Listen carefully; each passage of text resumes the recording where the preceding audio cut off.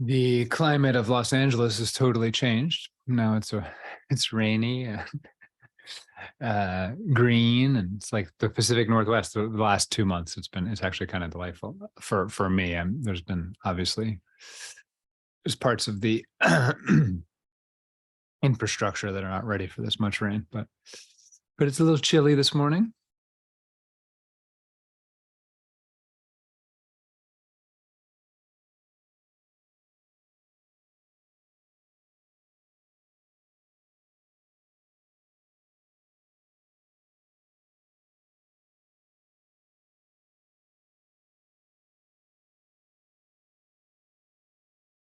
Wanted to talk a little bit about happiness today and how meditation relates to that. It's a big, big topic. So we'll just see what happens when I say here, because we're not going to cover it. In many ways, you could talk about the whole process of meditation, whatever form you're doing, really. Buddhism may be the most obvious, but as a practice about happiness, about living a happy life, could very well be. It's not always described that way, but most people come to meditation because that's what they think it's about a little bit, right? And it's true. And so if you've come to meditation with, even if it's not your main focus, but if it's one of the focuses and happiness is your focus, then it's useful maybe to think about how the practice connects with happiness, with the goal, right?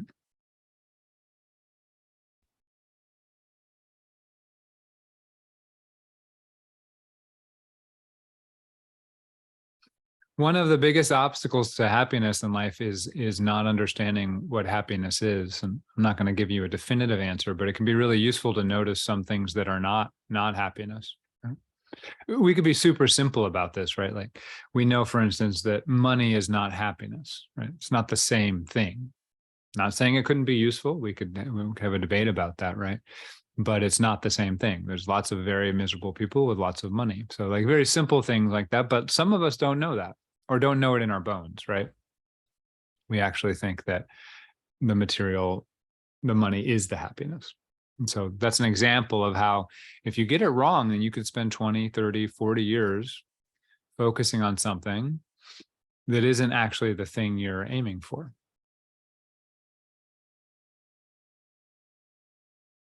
Before I go on my own little talk about it, it's useful just to remember that, you have touched happiness in your life. And that's going to be your most significant guidepost, the actual happiness you've touched.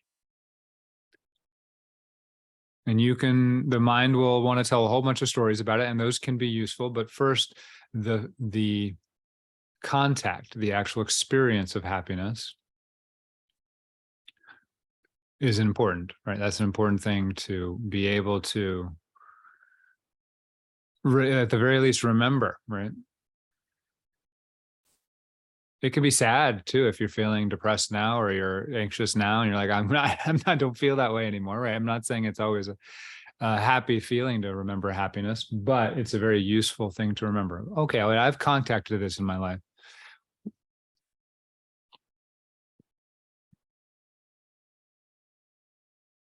But I think the biggest mistake we often make about happiness, and I want to remind everyone that I'm not saying the truth here, not the philosophical truth, not the factual truth. These talks and the meditations are all about generating experiences, right? Giving ourselves a way to look at our life, to experience things. So if the words I use are useful to you, having a new experience of your life in a useful way, then use those words. It doesn't really matter whether they're exactly right or if there's arguments against what I'm saying. I'm not trying to it'll sound like an argument, but it's really not the main point. Part of our mind works in arguments, and so we have to interact with it in that way to give ourselves a new experience. But one of the most common misconceptions about happiness is that it's the same thing as pleasure.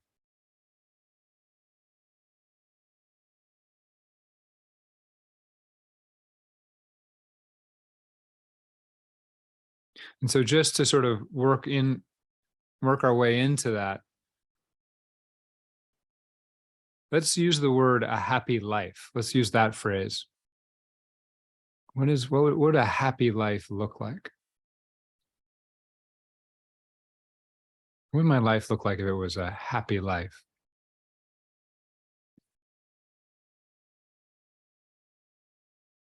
Now, it's true. You probably would assume there'd be a fair amount of pleasure there. You might see yourself laughing or happy or orgasmic or whatever it is that comes up for you. But I suspect there's other things there as well. Friendships and family, experiences, nature, maybe accomplishments, maybe art, beauty, maybe meaningfulness, maybe knowledge, maybe even awakening or something in the spiritual realm. I mean, I can't describe your happy life for you exactly, but maybe I'm doing a pretty good job. And you can sort of see that when you really think about your happy life, the pleasure is the laughter you see on your face, the peacefulness you see in your body, it's sort of a consequence of these other things. Like the pleasure is a side effect of a happy life. It's not the happiness itself. And you don't have to argue with this in your mind too much. Just take that on as a possible perspective. The pleasure is a side effect. And yes, when we're in a lot of pain, physical or emotional, it would seem like all I want is pleasure here. If you just get me out of this pain, then I'll be fine. I'll be happy. And that's one reason that we start to mistake happiness with pleasure.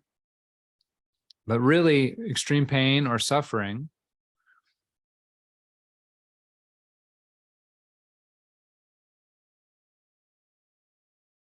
interferes with our ability to have all those other things.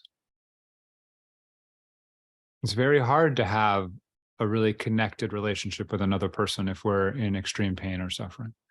It's very hard to take in the beauty of nature if we're in a lot of suffering or caught in our pain, and so on down the list.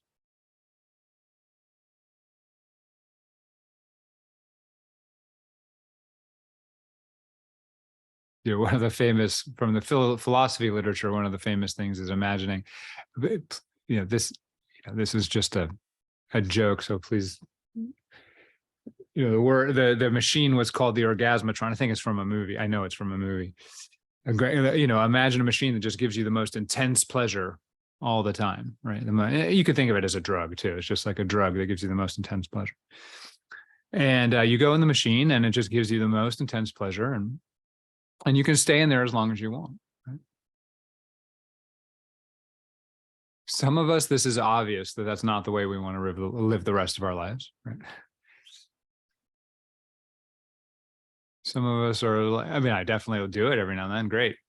But there's a reason why for most of us, there's an intuition that something would be missing if that's what I chose. Right. Now, again, if we're in a lot of pain or we're a lot of emotional pain, that would be better. It might be better. We might say that's a better life, right? But that isn't necessarily really what we think of as the happy life, is just having a lot of pleasure. Because pleasure is kind of simple, and pleasure doesn't take into account the richness of our life in the world on its own. In general, healthy pleasure is a side effect of us engaging with things we love.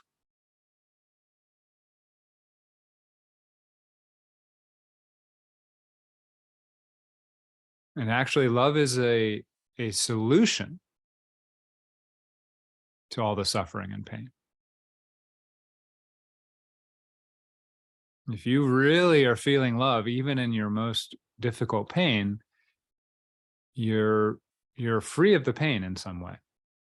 Now, most of us know it's actually pretty difficult to be feeling a lot of love when we're in a lot of pain. So I'm not saying that's easy, but it is, you could see how that might be a solution.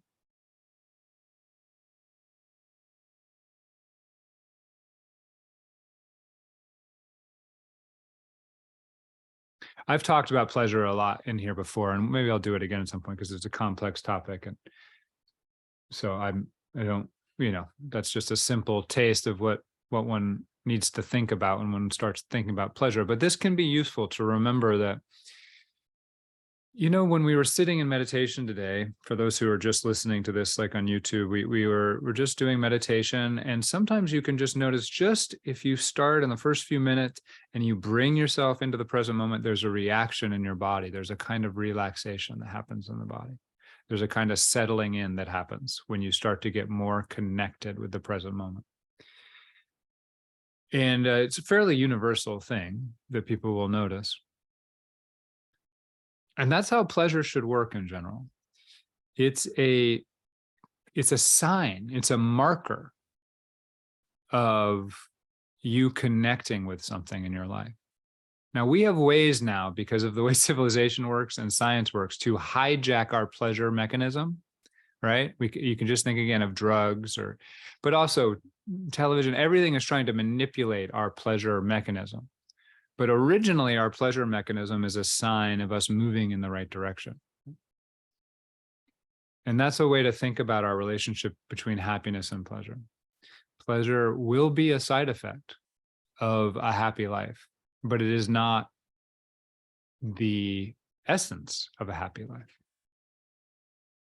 A happy life will have a fair amount of pain and challenge.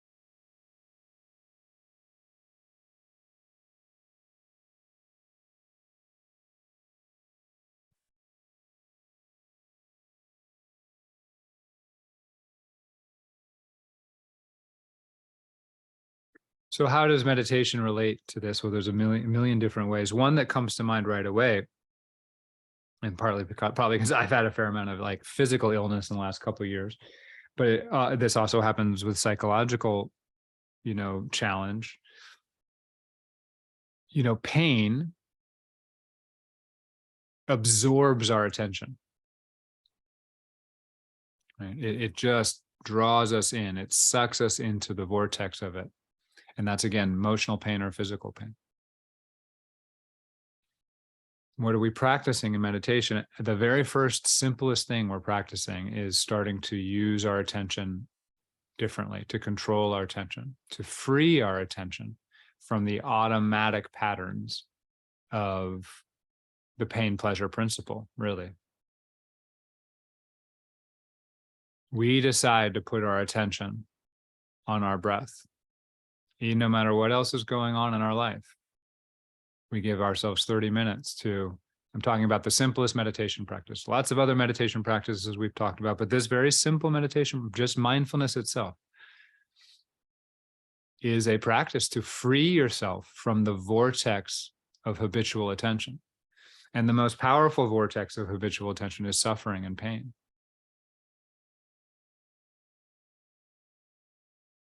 And why, again, is that? Why is it suffering? What is bad about it? It's a hard, it's a complex discussion, but one of the things is that it disconnects you from the happy life. It disconnects you from happiness itself. That is, from the complex, rich experience of all the things that you consider valuable. Again, whatever they really are. I gave you a long list, but those don't have to be the ones you think.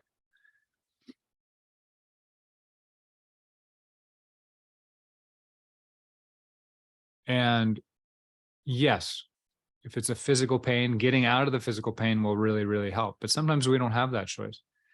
What we do always have a choice to do is to change our attention. and move our attention in a different way. And so reminding ourselves what's valuable to us, and then practicing being able to use our attention more wisely. In meditation, we're being very simple about it. Bring our attention into the present moment.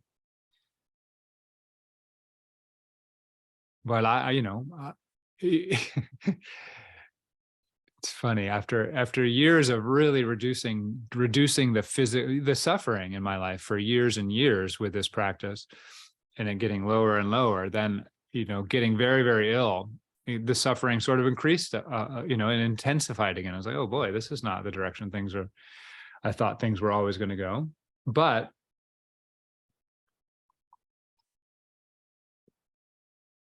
the suffering that would have been there if I did not have the practice I had would have been, I just can't even imagine that it would have been a completely different level. Because I could go, well, this is here, this suffering, but also all this other stuff is here, right? So yeah, I wouldn't have chosen it, but I could turn my attention to the rest of life, even though there was something physically wrong or emotionally wrong. Again, same thing happens. You can do the same thing with the depression. And again, I had moments of this. They were, in fairness, compared to some people who really suffer from this, it was very short-lived experiences. They were literally on the order of hours, like depression or despair or something. Partly, I think it's short-lived, again, because of my practice. Because it's like, okay, this is a really intense, unpleasant feeling. It's coming up, but it will not last forever. And I'm not saying any of this is easy, but this is what we're practicing in meditation. So those are the extreme cases. But in our everyday life, we're doing the same thing. We're disconnecting from our happiness, even when we're not in extreme pain or suffering. We're disconnecting from our happiness all day long because we're still in a kind of habit of pain pleasure, a habit of future past.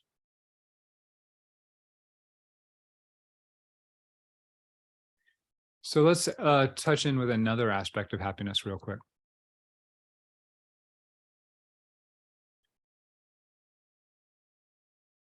Let's say I gave you a life. This is interesting. I don't know if this thought experiment being in the philosophical literature on happiness, but I gave you a life and it had all the things I was describing. And I had nature, and it had family, and it had music, and it had whatever you think is great, right? So it was all there. If you look from the outside, you're like, this person's got family who love them, and they're doing exciting, interesting, rich things, and they're accomplishing things, and they seem to know a lot and all this stuff. So you look from the outside, but from the inside, we find out this person, or you find out yourself, you just never really paid attention to any of it. We've all had this experience, right? Oh, God, there's a lot of good things in my life I was just sort of taking for granted, and I wasn't giving them any attention. I wasn't valuing them, experiencing them, living in them, having a present moment experience of them. And so the flip side is also true. We need to give, we don't want to just have our attention sucked into pain and suffering, right? But we also need to give attention to the rich things in our life, to the things that really are meaningful to us. When you actually evaluate how your day goes, how much of the day is spent giving attention to those things?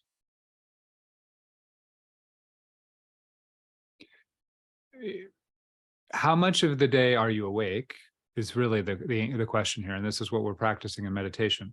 But why is it? Why is that? Well, because when we're not awake, what we're doing is we're going to follow habitual patterns of attention. Pain and suffering are the most obvious times when we get sucked into those kinds of behavioral conditioning. But if I get up and I wake up and I pick my phone up and I start looking at the news, I don't know very many people that would answer the question, is that giving you happiness, with an answer yes, right?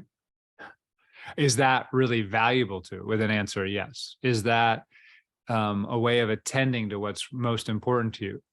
Even that, I'd say no. I mean, even again, there's important things happening in the news. That's true, of course. But it's not a way of you giving your attention to what is most important to you or more valuable to you. It's not a way of you experiencing the value in your life. Maybe that's a better way of putting it, right? In many ways, our mind will say, yes, this is important, right? And I'm as guilty. I've always been a fairly political person because it's important to me. It's important to me how our society is structured and what we do as a community. That's important to me. But reading the news is actually very rarely a way of honoring or experiencing what's important to you. Do you understand what I'm saying? That's just an example, one example of how, if you have an automatic habit of picking up your phone and scrolling, and it could also just be your Instagram feed. Is that really making you happy? That's another question you could ask. And I'm not here to make you feel bad about your choices. It's to just notice that the habits of our attention often don't bring us back to what is most valuable in our life, to the happiness in our life that's already here, is a way of putting it.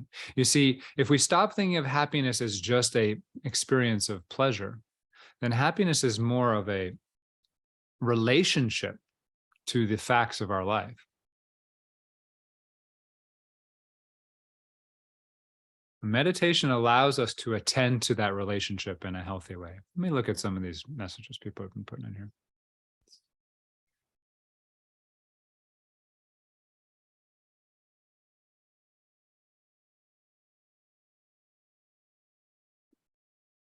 Yeah, I'm so glad. Nadine was saying that she also has found this practice of meditation to be helpful to all of the extreme and the mundane difficulties in life. So that was responding to what I was describing earlier about illness and suffering.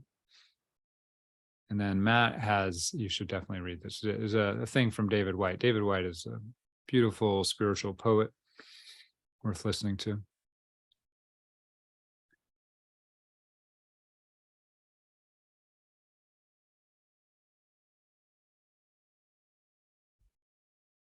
Okay, so we're going to stop there, but there's a lot more to say about this.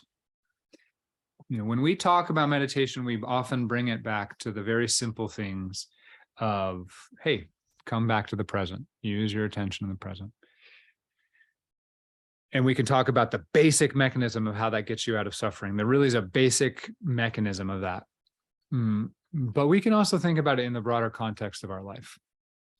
And it's a tool for even your normal understanding of what's good for you. It's a tool for bringing more of that into your life. And what we want to do is build a different habit, right? That instead of the habit of falling into, I'm calling it today the plain pleasure principle, because it's sort of how we get addicted to our patterns. And in our society, there's actually a lot of external things manipulating that aspect of us to control us. When I'm talking about us looking at the news, there's people who have designed that so that we'll do that, right? They want us to be looking at it. That's not just a natural object that happens to catch our attention, right? It's not like we stumbled on a field of cocaine. Someone designed that exactly to attach to our pleasure pain principle. Okay. And so we have a lot of things that want to hook us into that kind of habit of attention. And we can change our habit of attention. We can change our habits with respect to it. The deepest and simplest way here is to start to live not in our attention, but more in our awareness. When we're in our awareness, our attention doesn't have the same magnetism. But long before that may be available to you, just knowing that I can bring my attention back to the present, actual present sensory experience will get us out of our mind-driven habits. Okay, Facebook, thanks for stopping by. Reminder, this is a by donation class. If you find it valuable, any donation is welcome. No donation is required. We have this class on Zoom where we have this community has been going on for a while here. It's a small but really lovely community that I'm very grateful for.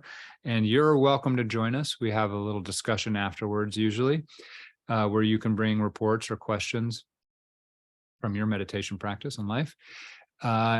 And so if you want to join us, do that. We'll be back next Saturday. Much love. Same thing to you, YouTube. All the things I said to Facebook apply to YouTube.